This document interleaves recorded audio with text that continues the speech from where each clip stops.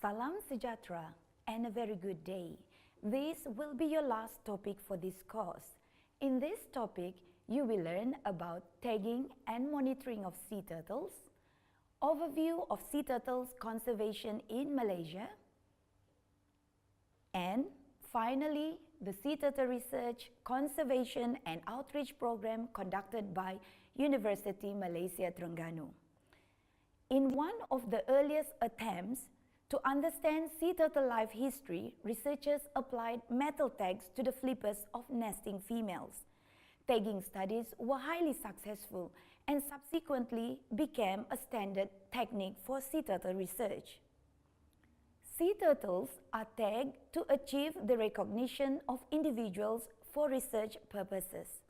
Tagging is conducted to obtain on reproductive biology, for example, how often and how accurately a female returns to her nesting beach, how often and how many eggs she lays in a season, migration and geographical ranges, growth rate, location of the foraging grounds, stranding and incidental capture.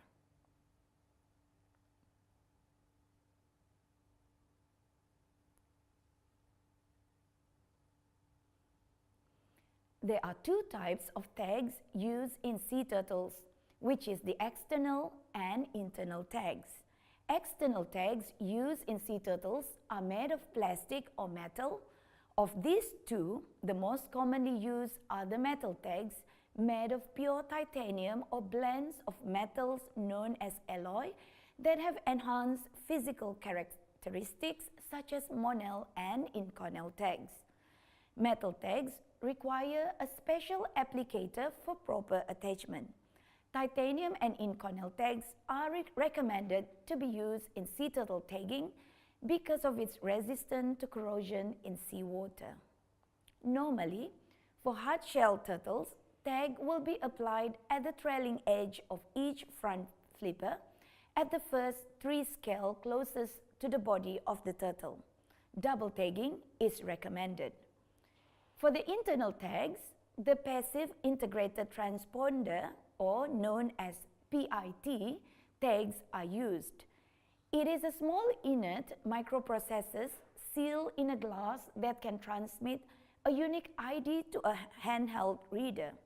PIT tags are normally inserted into the shoulder muscles of sea turtles or under the scale or between the digits of a front hind flipper.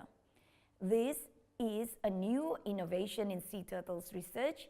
However, it is very costly. The length of time the tags stay on the turtle is very important. Hence, in every tagging program, the tag loss must be minimized to ensure recognition of individual turtle, to increase the likelihood that the turtle will retain her unique identifications over several years. Apart from tagging, the sea turtles will also be measured. Carapace measurements can be used to monitor the size of nesting females, to determine the size frequency for juvenile, sub-adult and adult sea turtles, to relate body size to reproductive output, and finally, to determine the growth rate of sea turtles. Two types of measurements will be taken using a measuring tape, which is the curved carapace length and the curved carapace width. If caliper is used, the measurements will be called straight carapace length and straight carapace width.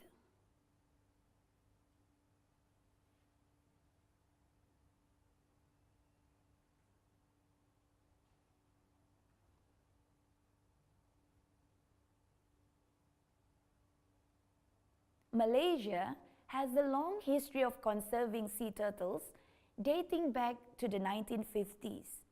Even so, the number of sea turtles had declined drastically. In the early years, the government had little success with turtle conservation and turtle habitats, as these are not high on the list of priorities.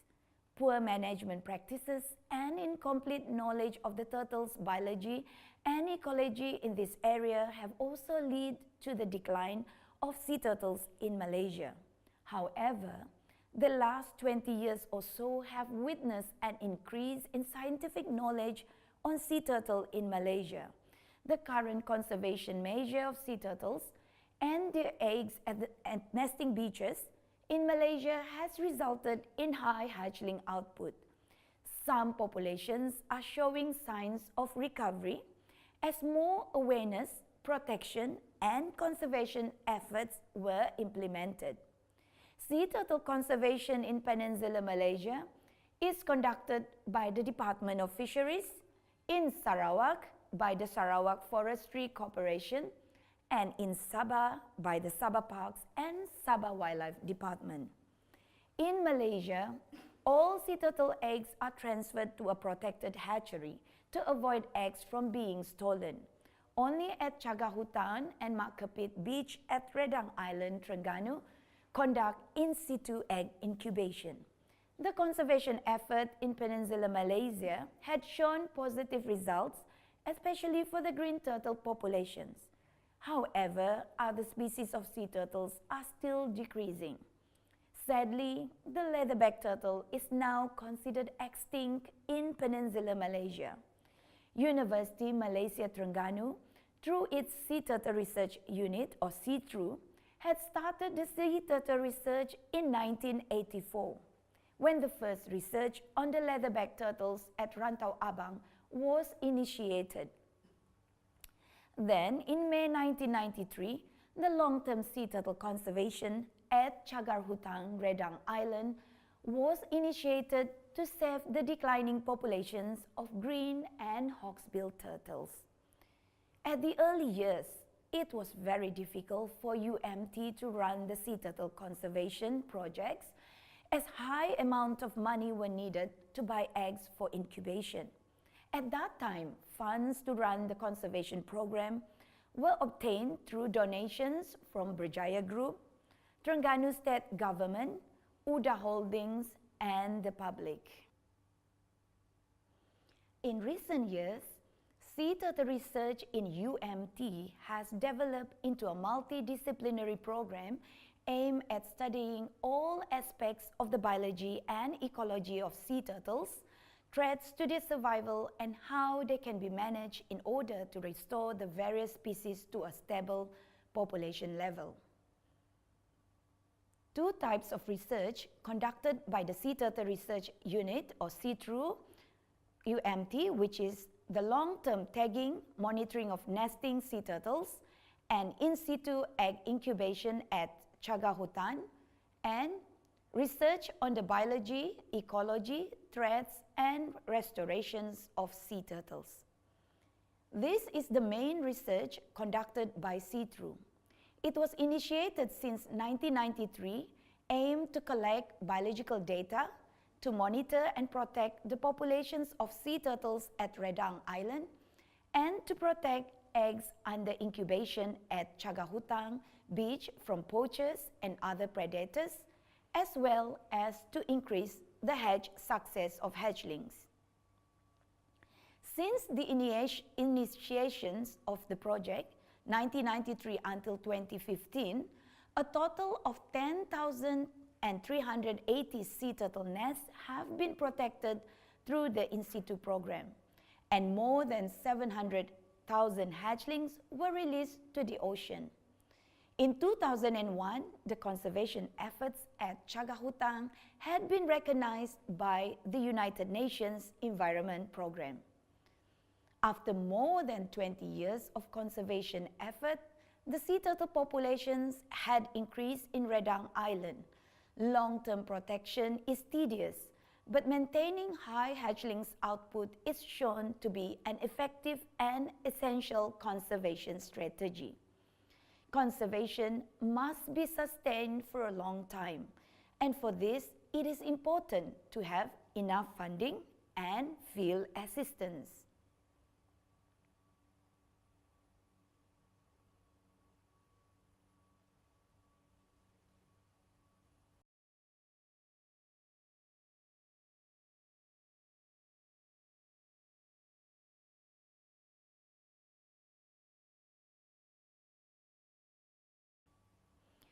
The second type of research conducted by UMT is the research on the biology, ecology, threats, and restoration of sea turtles. The research includes studies on temperature-dependent, sex-dependent, photo identification, biologging research,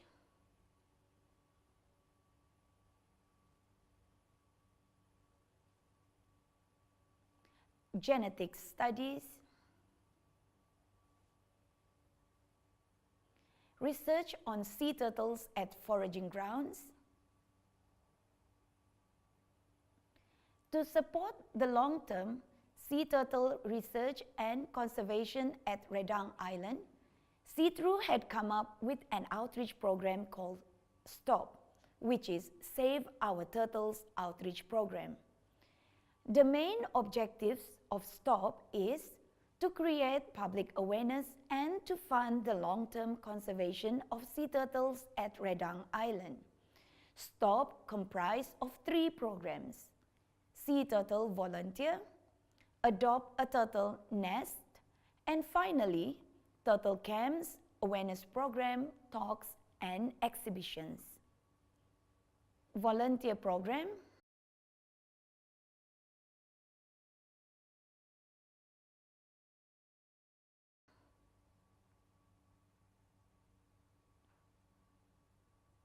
Adopt a Turtle Nest Program, Turtle Camps, Awareness Program, Day Visit to Cagar Hutang, World Sea Turtle Day Celebration, Marine Awareness Program at Laguna Redang Island Resort,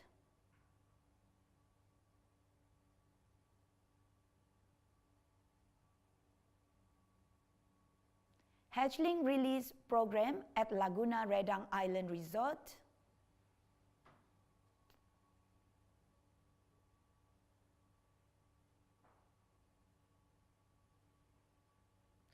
Talks and Exhibitions. Come and join our volunteer program at Cagar Hutang and learn more about sea turtles at their natural habitat. This is a video about this program. Enjoy!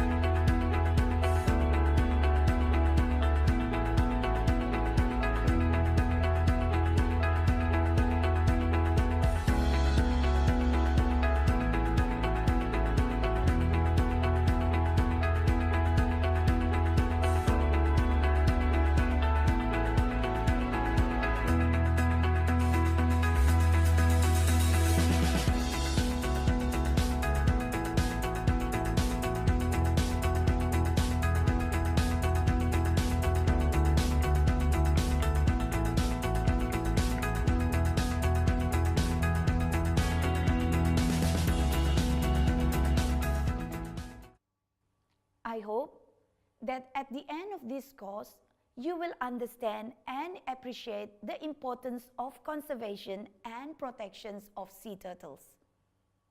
Why wait? Come and join our volunteer program and enjoy the hands-on experience of sea turtle conservation and research conducted by University Malaysia Terengganu. See you at Cagar Hutang. Thank you.